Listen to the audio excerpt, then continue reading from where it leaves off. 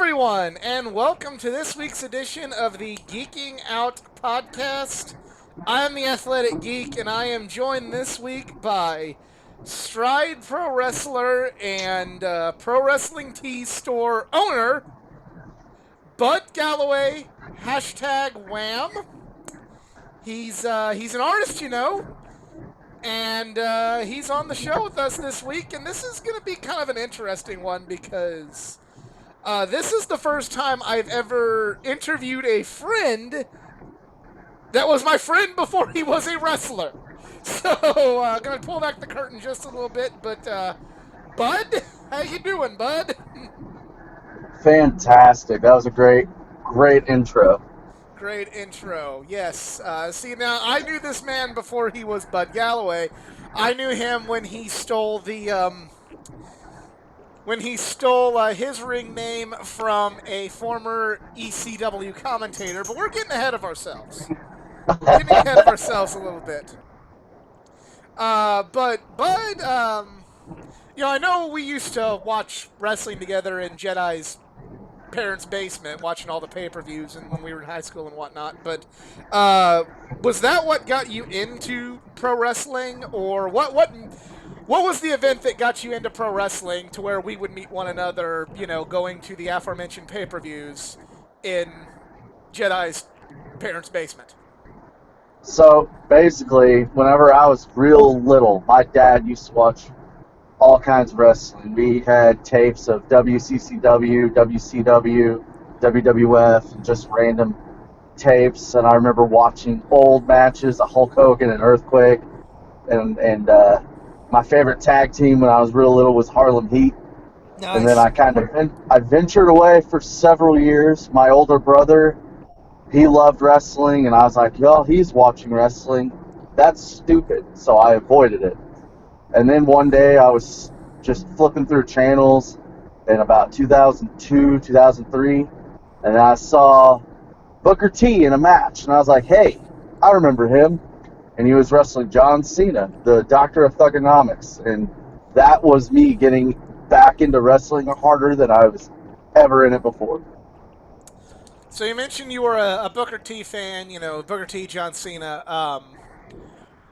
I'm guessing Booker was your all-time favorite, or did you, once this new interest in wrestling began, did you kind of go, yeah, fuck that Booker T guy? It was pretty instant. As soon as I saw the Doctor of Thugonomics, I was a fan of him.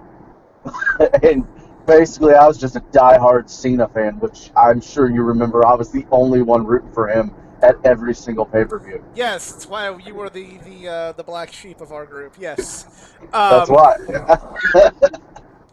you were the black sheep of our group for sure. But you're a big John Cena fan. Who were the other wrestlers that you liked from that time period, or just you've gone on to discover since then?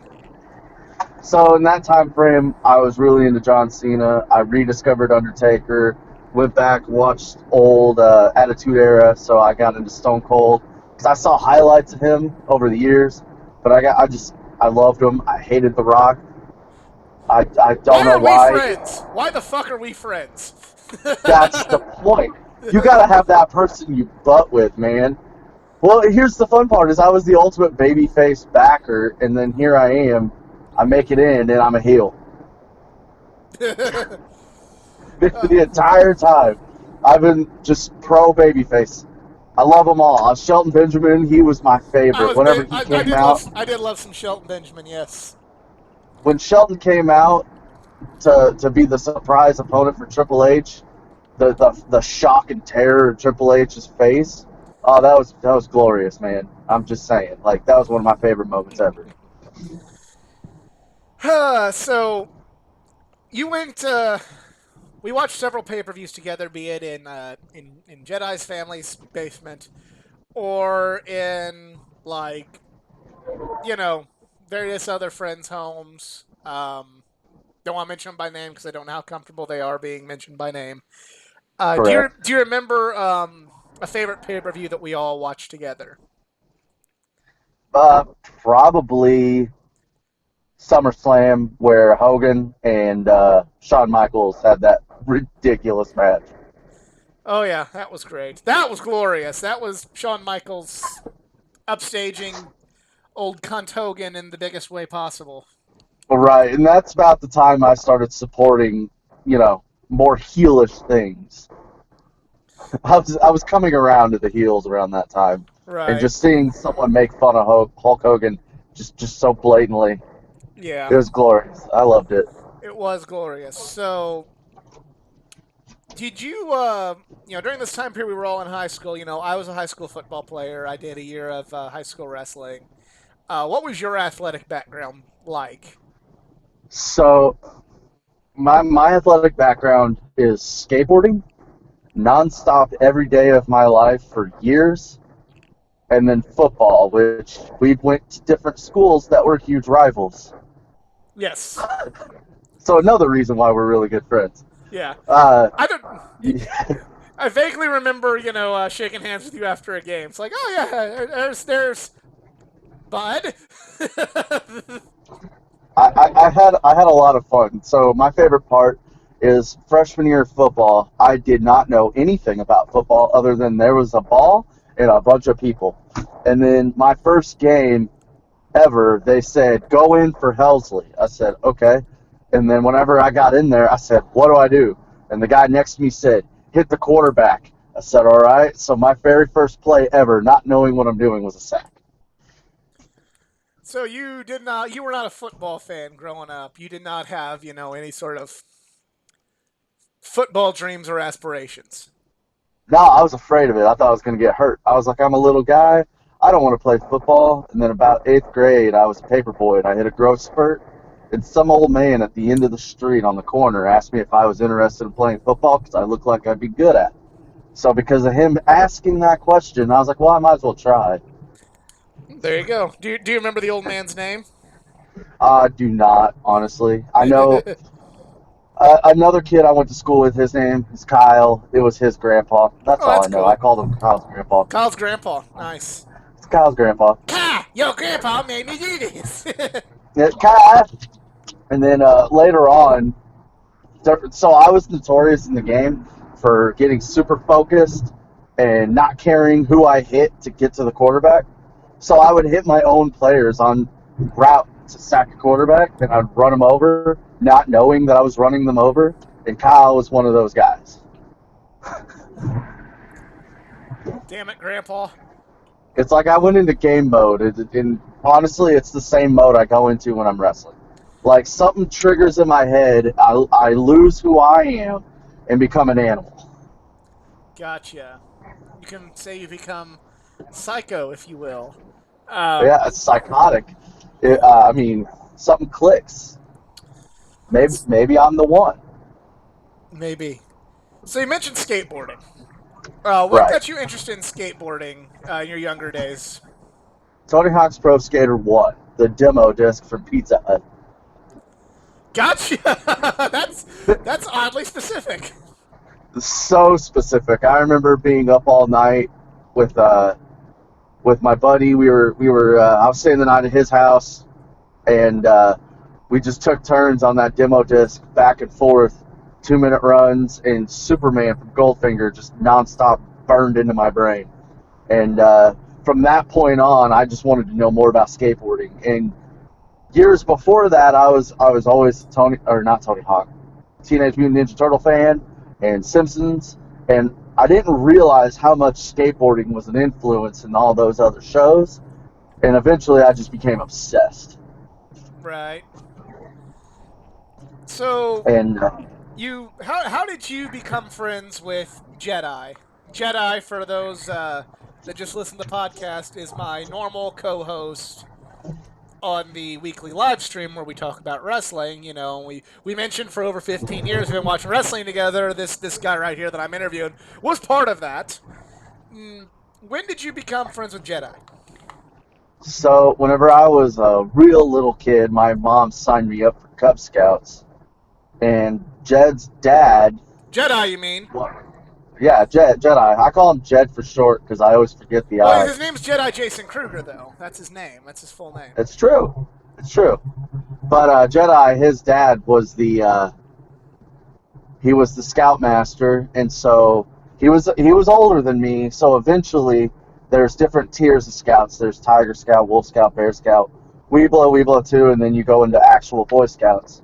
So I had known Jedi and his father for years, and then finally, whenever I became a real true Boy Scout, we were in the same level, and then we realized that we shared some things in common, like wrestling. Right. But Do you go we ahead? grew up in camping and stuff, so yeah, that's where our friendship grew. So do you remember the first pay per view you went with the whole gang to see? I don't remember the specific pay per view. No, I do recall it was after WrestleMania 20 because Cena was the United States champion, and I believe Jedi let me borrow the WrestleMania 20 DVD so that I could watch it happen. Gotcha, gotcha. So you find an athletic background with football. Eventually, pull back the curtain on my personal life a little bit too. Me and Jedi and JC and friend of ours, we'll call him Scooter Boy, and another gentleman.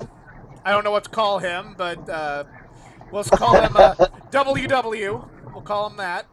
And Jedi's brothers. We decide that we are going to build a wrestling ring in old WW's backyard. So, when did you hear about this little undertaking that we were doing? That would be in winter of, well, fall of '07, winter of '08. The Scooter Boy was messaging me because I had moved away at this point. I wasn't living as close to you guys anymore. I lived further away. And he was messaging me and he goes, "Hey, man, we did this thing. You should come out." And it was a while before I could get out there. I believe it was summer or fall, early fall of 2008, whenever I was able to come out there I do and see it. remember. I do remember when you were rolling around in the ring. I was kind of just like, "Yeah, I'll go out there and hang out." And then I'm like, "Oh, let's let's do some stuff." Right. I was learning.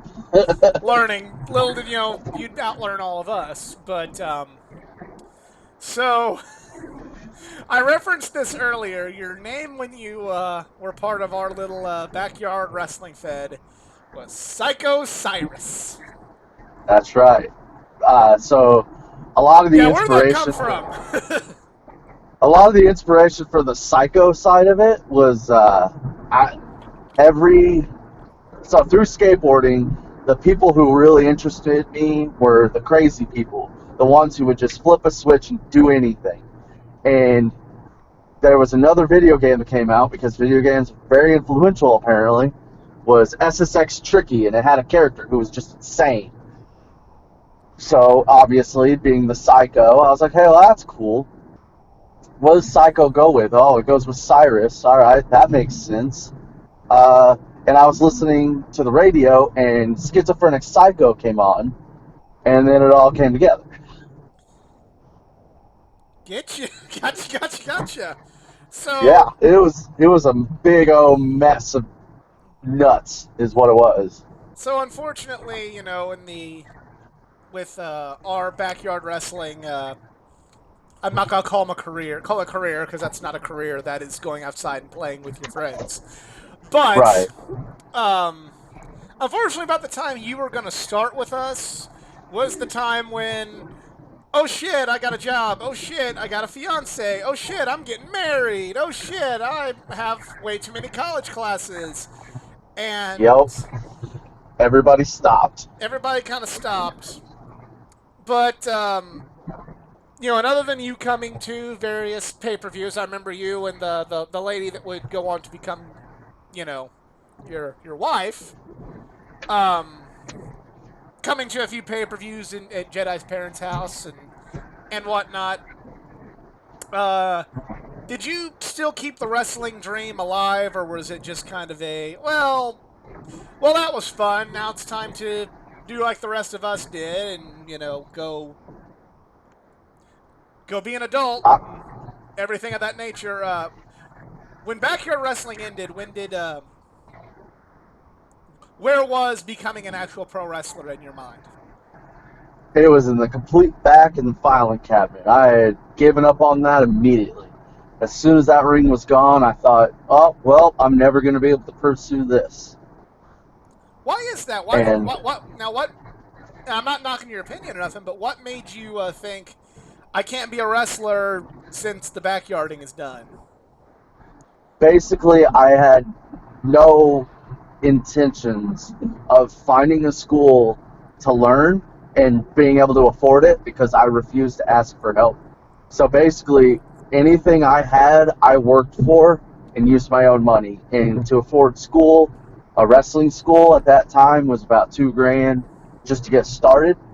And I wasn't comfortable with trying to come up with the funds and have to scrape through. And so basically, I put that on the back burner and just tried to earn as much money as I could. Now, were you earning money with the intention of, hey, one day I'm going to get trained, or were you just earning money to just be a human being and be an adult at that point? So it was a mixture. It was always like, hey, I would like to do this. I feel like I could do this. I'm athletic. Originally, I was supposed to go play college football, but the college that I committed to, they folded their football program the same fall I was supposed to start there. Now, what college was this? Blackburn University. I did not know they folded their football program. That's Yep. unfortunate. The fall of 2008. That's actually the reason that I was available to come and wrestle with you guys is because that football program canceled, and so I was at home driving a taxi for my uncle. Wow. So No, I that's a never knew any of that. coincidence. I did Yeah. not know any of that. Yep. So my football dreams died with that, because my original intentions was NFL. I was gonna You went from play not at knowing Blackburn. anything about football to I'm going to go to the NFL, motherfuckers. I get obsessed, okay? So I started playing football, fell in love with hitting people as hard as I could. It was a natural thing for me. I could read an offensive line's movement without really thinking. I felt the movement and I went with it. It was a very natural thing for me. And so my goal was to go to Blackburn, get a year under my belt, walk on to SIU, and then go and be a free agent and be a undrafted and sign with a team from there.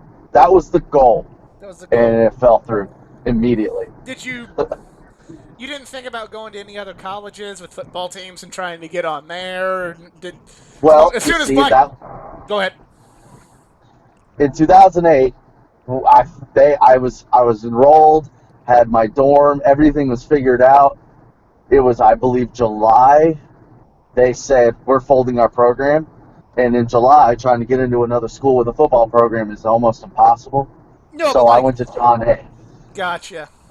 And then my intentions were to, in 2009, go to another school like Greenville and try again, but college wasn't for me. Gotcha. So that didn't work out.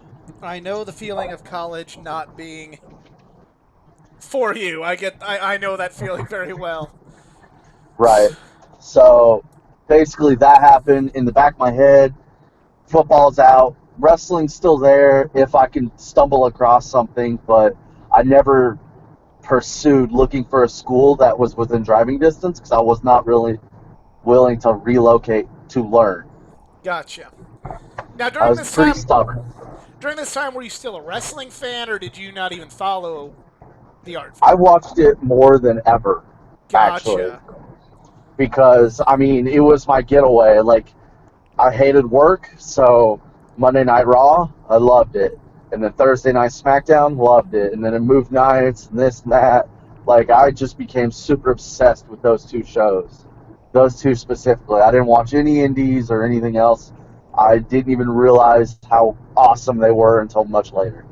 Now, okay, you've mentioned you didn't follow the indies. Now there's so much more availability for independent wrestling, international wrestling, and for the first time since the both of us were in junior high and grade school, there's two major companies. How much wrestling do you follow now, um, in general?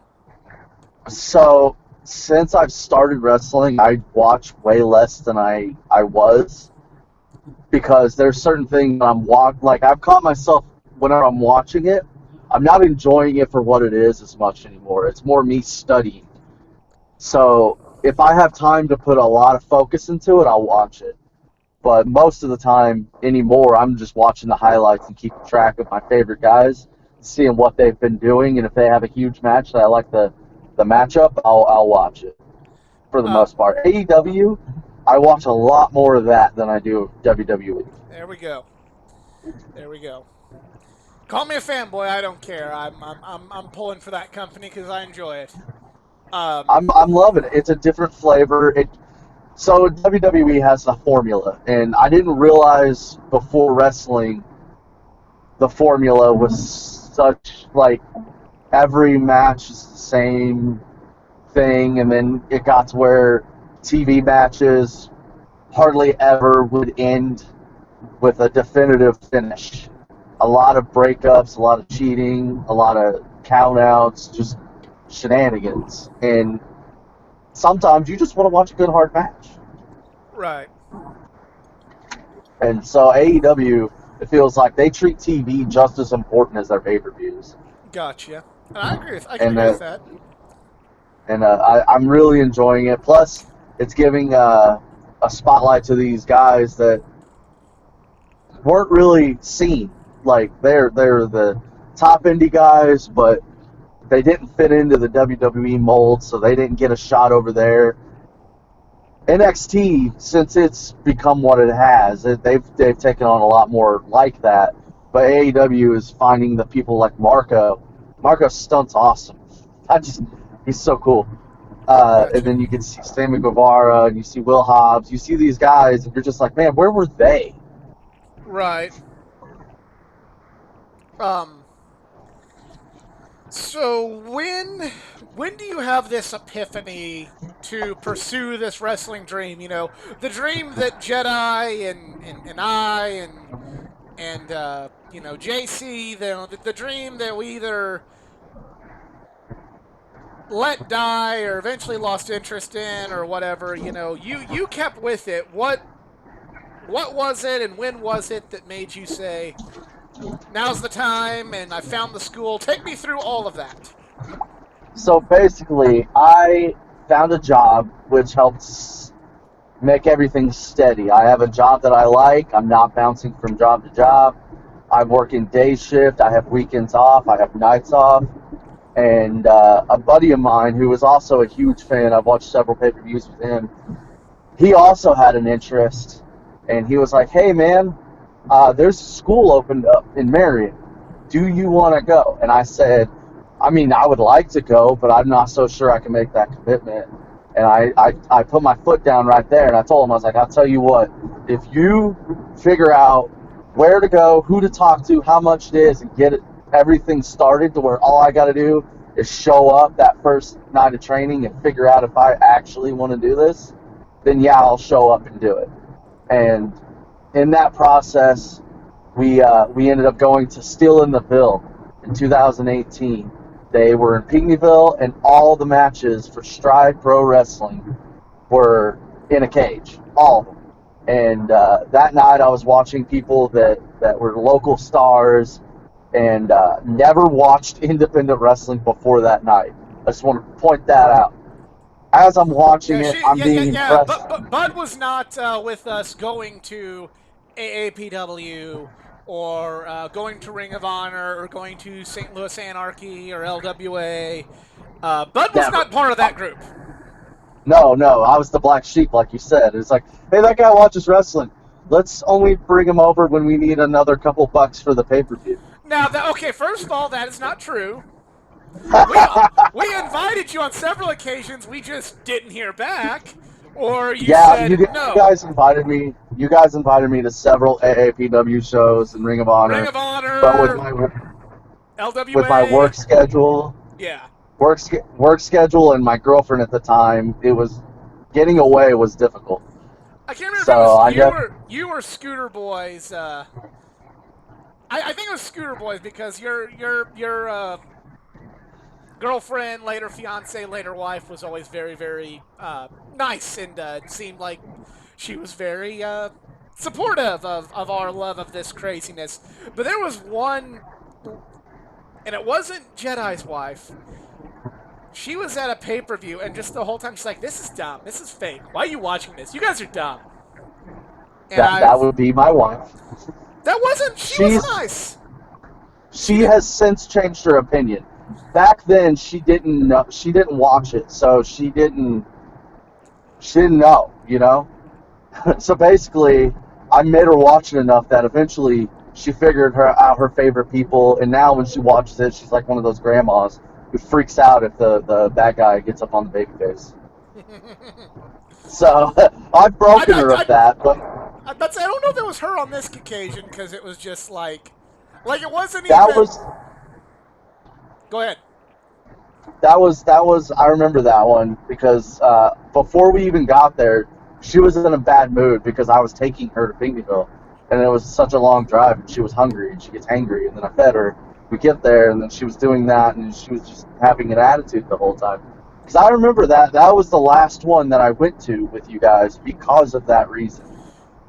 Okay. I didn't want to drag her in and ruin my friendships.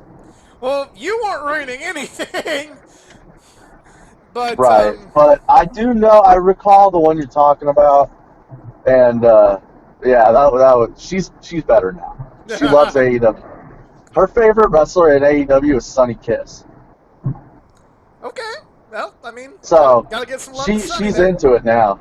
She's in. Gotta give some love to Sunny Kiss. Right. So back to the story. Yes.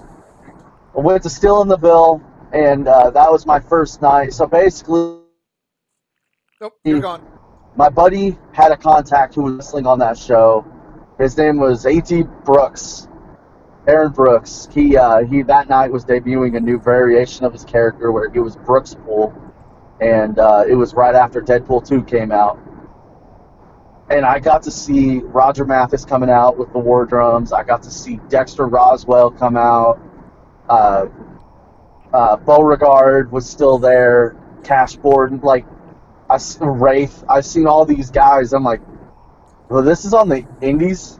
Like, this is like legit stuff that's super entertaining. I thought it was going to be a bunch of like just hillbilly Jim type. Like, I'm in my overalls. I'm out here. I'm going to bite your ear. Kind of crap. Which is not what we got. And so that night I was like, oh, okay, yeah, I'm really interested. So the next Saturday they had another show. It was a charity event in Christopher. And I went there and watched that one. And we had already talked to him at the previous show that we were interested in training. And that day everybody was like pointing at me because I looked like Luke Gallows. Like it's a very close resemblance. And people were in the back just talking about, hey, did you see that Luke Gallows looking guy out there? And so after that one, we committed to starting training that following Tuesday, which was in June. Okay. June of 2018, I started training. We go to Stride's school, which was at the time in the Marion Mall. It Gotcha. was myself, my buddy, let's call him the Ginger, because again, names. So me, the Ginger, and a guy who was built like he looked like Brian Cage. Gotcha. So like he's stacked. This dude, and as soon as I seen him, I was like, okay, so that's one of the trainers. Turns out that was his first night of training also. And we went through the basics, learned a couple basic maneuvers, and the ultimate test on a new trainee is the bump. If you can take a bump and do it pretty cleanly, and then get up and do a couple of them, and then decide that you want to continue, because that bump is legit. Like, that ring does it. Everybody, oh, it bounces. Nah, man, it is solid. So when you take that first couple bumps, you know if you're going to keep going or not. Right.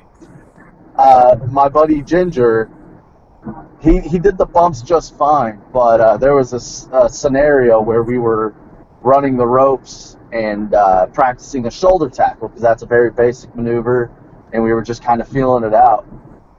There was a spot where the new Brian Cage clone, he gave the Ginger a nice shoulder tackle that flung him all the way across the ring, and his body was in the ropes, just tangled up in the ropes. That was the highlight of that night for me. Awesome. The next night of training was Thursday. We went in there, and it was pretty solid. Similar stuff, just kind of elevating a little bit. The following week, Ginger found a reason to leave a little early, and then he never came back. It's unfortunate. Right, so what I always got a kick out of is he did all the hard work, getting to school, the contact, figuring everything out, and then I'm the one who stuck around. So a number of weeks ago, or whenever this thing uploads, but we've had Heath Hatton, and we Yes. talked a little bit about Stride on his podcast, and we're going to try and get Heath back to talk more about Stride. But as one of his students, how would you describe how he was a pro wrestling trainer? He's very stern and detail oriented. But in my years of football and everything, that was what makes for a great coach.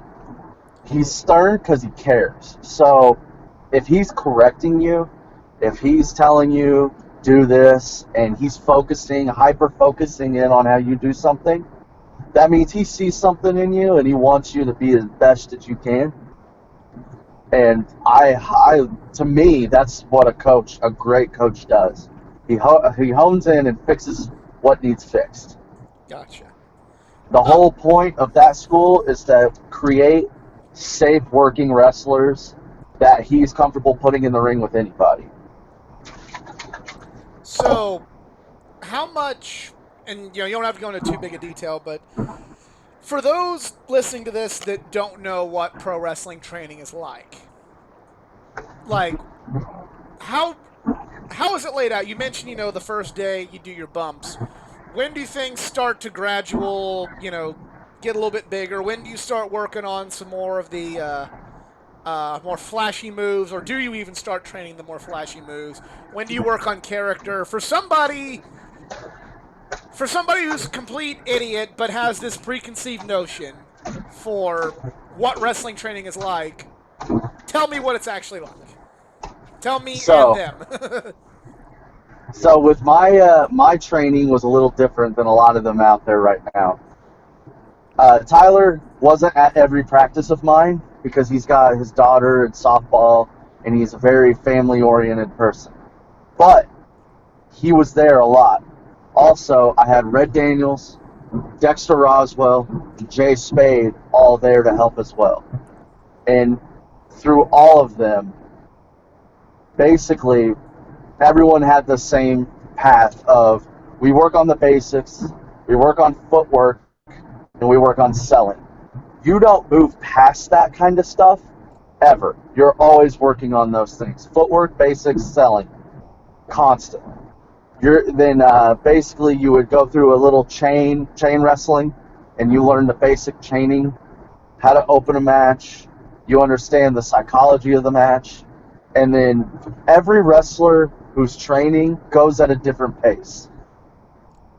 Like, I wrestled with a trainee who his rolls they looked horrendous, but he had personality, he had charisma, he had good footwork, but his rolls were terrible. Honestly, they were the highlight of the training. Whenever I got to watch him try to do a back roll, I would giggle. I would giggle so hard every time.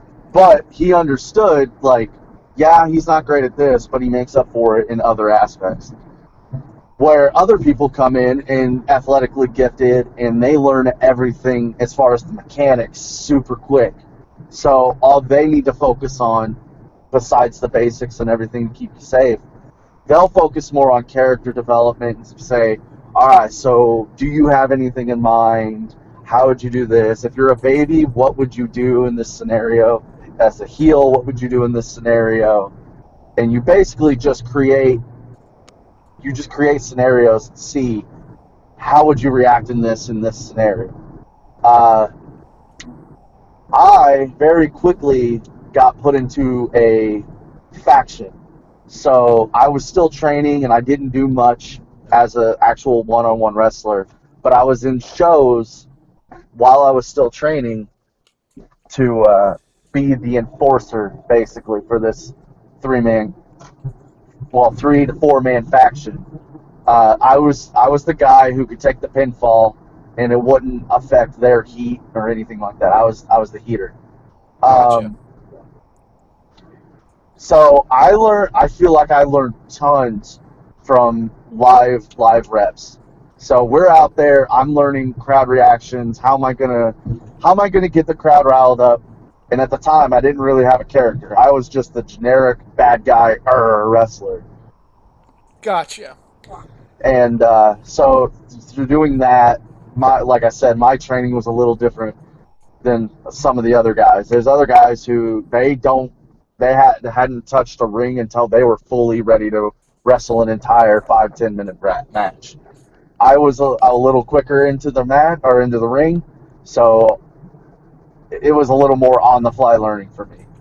Gotcha. But whenever I would go to practice, we would still work on the mechanics and things like that. And yeah, so basically footwork and mechanics, basics.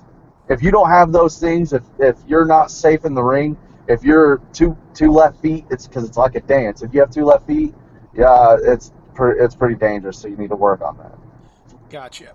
So you mentioned you were just kind of the generic enforcer for a stable Right. to begin with. What led to you finding your artistic side and becoming what you are now? So on a real note, I have always been an artist. I've always done art classes. Skateboarding is an extension of art to me. It's not a sport. The way you move, to me, it's very visual and pleasing. I've always drawn, I've always painted. I went to school for graphic design. I didn't finish school, but I went to school for graphic design, and I've just always loved art as a whole. And there was several years where working and being an adult, I have 2 kids now. I'm married constantly. It's like I don't have that artistic expression, and being able to go back into the ring and have that hobby, it made me remind myself, oh, I love this. This is like art to me, which then twisted into I need a gimmick. Nobody is doing a gimmick like this. And What is your character? I, Because we may have some listeners that aren't from the area and aren't familiar with Stride. Tell them about your character other than just being an artist, if all you right. can. So, Bud Galloway, hashtag Wham. Wham stands for hashtag what a masterpiece. I Gotcha. am the shit, basically. Everything I do is a masterpiece. I create art, period. It is all beautiful. Whatever I do is artistic and right. Basically, there are no accidents. There are no mistakes. It's a happy tree, happy cloud. Gotcha. Right. So basically, if even if I stumble and fall in the ring, I meant to do that. That was on purpose. Everything. It's basically an interpretive dance for me. Gotcha. Everything I do is a masterpiece. Period.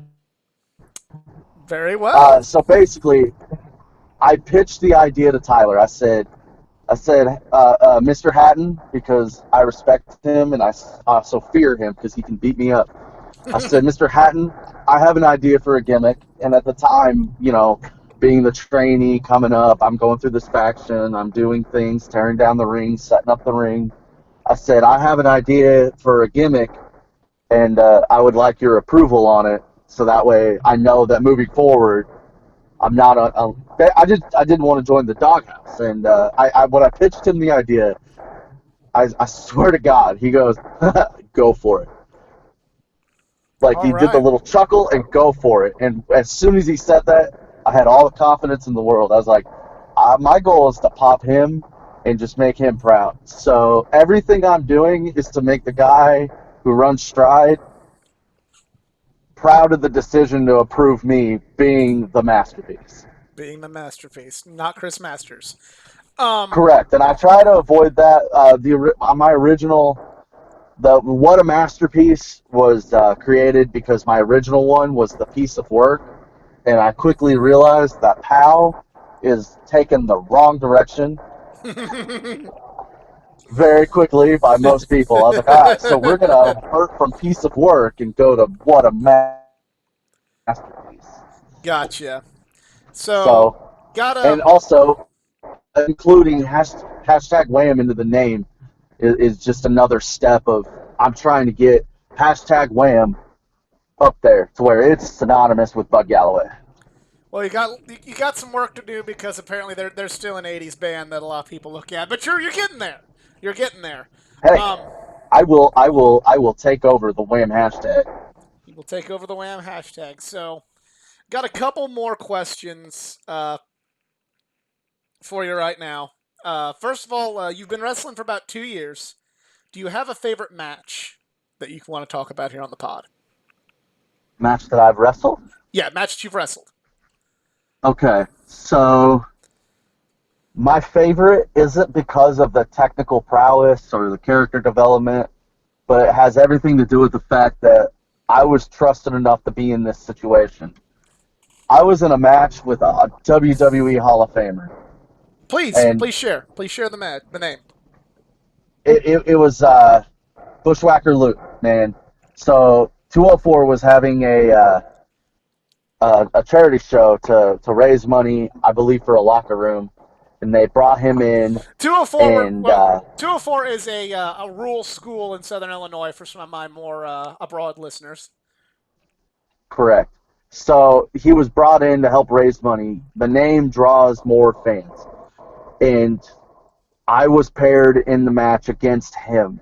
And the fact that I was trusted, being so green in the business with a WWE Hall of Famer, like, that is forever going to be a highlight of my life. So, for that reason alone, punching Bushwhacker is one of my favorite moments. Awesome. And the last thing I wanted to ask you about, because you're you're gonna be brought back, especially whenever you get a we get out of COVID season, and you can definitely get more seasoning and get a lot more experience. Look at me talking to you like that, but we you still have a year in here. You don't have as many stories as Heath Hatton or Livewire, and I don't want to just talk Right. about the backyard wrestling days and make myself look like an ass. Hey, I want to point something out real fast. I'm a two-time tag team champion. Okay, Anyways, continue. well, the Intercontinental title that hangs on my wall, I held that 3 times in backyard wrestling. Oh I was the yeah, last one. Yeah, nice. yeah, yeah, yeah. So don't fucking at me, bro. Hey, hey, I don't know. Maybe if somebody shows up at one of my shows, maybe I'll drag you into the ring and show you what's up.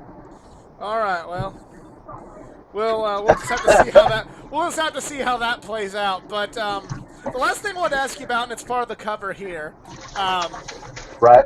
you have a pro wrestling tee store, and I think it's funny because I don't know of a lot of the quote unquote other names in Stride using pro wrestling tees, but you do. Pro wrestling tees has probably gotten tens of thousands of dollars of my money over the course of the last 3 to 4 years. So Right. tell me, for people that might be interested in that, what is it like setting up your store? What is like the red tape and the particulars like? What is the return on uh, number of items sold?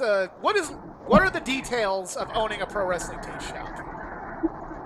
So to set it up currently, due to COVID, they're doing such a big favor to wrestlers. Independent wrestlers can make money on merch currently during the COVID restrictions at no cost.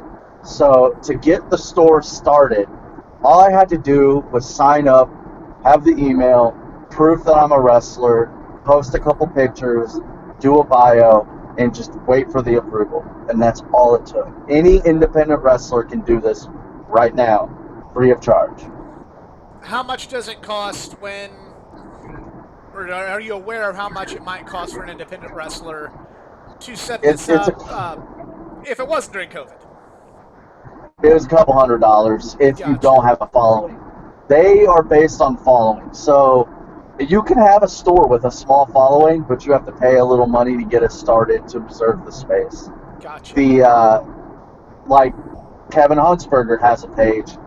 As a blogger and podcaster, they allowed him to have a page wrestling oriented, but he had to put a lot of money down and prove his following in order to get it started. Where Gotcha. if you're a talent, all you got to do is prove you're a wrestler, and then it's free of charge. You get up to 4 designs to start out. All you got to do is submit the image in an email. It takes them 24 to 48 hours to approve of it, and then when you find out you're ready, you go live. I make a percentage off of every shirt sold, and all I have to do is promote it. All I got to do is say, hey, go to the store, buy the shirt. If you buy a shirt, I make a little bit of the money off of it. Okay. And Uh, how many shirts have you sold through Pro Wrestling Tees so far? It's that's classified information, bro. You're got. you're you're asking details I'm not going to give out. But if you want to add to that, it's prowrestlingtees.com/Bud Galloway Wham. But Galloway Wham. Well, I will definitely be adding to that in the very near future. But yeah, I wanna thank you for doing this. You know, we've been friends for over 10 years. We've watched wrestling together for over 10 years, and as a friend, I want to tell you I'm proud of you for pursuing this. Proud of you for making the dream come true. One of us had to do it, and it was you. So Hey, we're all really proud of you, honestly, man. it's a lot of fun, and if you ever have a small interest in trying it out, I mean, feel free to come to training and just feel it. I mean, I'm not telling you to become a wrestler, but if you ever want to see what it's like firsthand, I'm sure I can meet you up there and put you through some of the stuff myself. It's awesome. And if anybody listening is interested in going to Stride Pro Wrestling School, just message Stride Pro Wrestling Facebook page and just let them know you're interested and you would like to start. And then they'll reach out to you and tell you how much it is and what nights to meet and everything like that. You just got to Absolutely. be 18 and sign a waiver. Absolutely. Well, again, thank you so much for doing this. I know you've plugged your shirt, but you want to plug any social media pages for everybody else who's listening? I didn't hear that. Plug your social media and possibly one more time plug your Pro Wrestling Tee store. Oh, okay. My Facebook page is Bud Galloway, #Wham. It's fantastic. I plan on doing more artwork and sharing it on that page. So everything I paint, draw, interpret, dance, cut promos, upcoming shows. I've wrestled for Stride. I've wrestled for IWAP, which is in Mount Vernon, Illinois. Stride is home base in Carterville, Illinois. Uh, all of my upcoming things, I plan on venturing out. There are other promotions that I'm looking to get into in the near future. I also share regular the link to my prowrestlingtees.com/Bud Galloway Wham store. And honestly, it's a masterpiece, and I want you to see it. Yes, see it. You getting a preview of it here. You need to buy it. You need to buy one for you. You need to buy one in long sleeve form. You need to buy They one come in in the two colors. yeah. You buy one of both colors. You need to buy one for the woman in your life. You need to buy one for your son or your daughter in the youth size. You need to buy one in the bougie soft style. You need to buy one of all of them. So just make the money go this man's way. Yeah, and then as soon as the money gets here, I'll use it to go to Indiana, Chicago, and other locations and wrestle, and get a bigger following. And So possibly come see you. You, the listener. definitely, He can come see you if you buy this shirt. So buy the shirt. So, I mean, possibly after COVID. I mean, 6 feet of separation after yes. COVID. Oh, yeah, I'll tell you next time. It'll work. All right. I gotta Well, have a little tease. It's a little teaser. There's some big stuff coming in the near future. all right. Well, thank you again for doing this, and we'll see each and every one of you next time. If you enjoyed this video, please give it a like, share, subscribe for more content, not just interviews, but have our live stream, the Just Two Marks Wrestling Recap Show. Check that out when we go live. Check out my content from comics. I have the collection comic of the week. Check out all that. Go follow me on my social media pages, facebook.com/athleticgeek89, Twitter @athletic_geek89, Instagram @athleticgeek89. And if you would like to, when you're done buying all of Bud's shirts, if you'd like to support this channel financially, I am on Patreon, patreon.com/athleticgeek89. All money that you put towards the channel or on Patreon goes back into the channel, goes to get better recording equipment, better cameras, better stuff for the giveaways. All of it goes to make this whole experience better for all of you. Does not go to me. So, yeah. Once again, thanks to Bud Galloway, #Wham. He is an artist. And, well, we'll see you next time.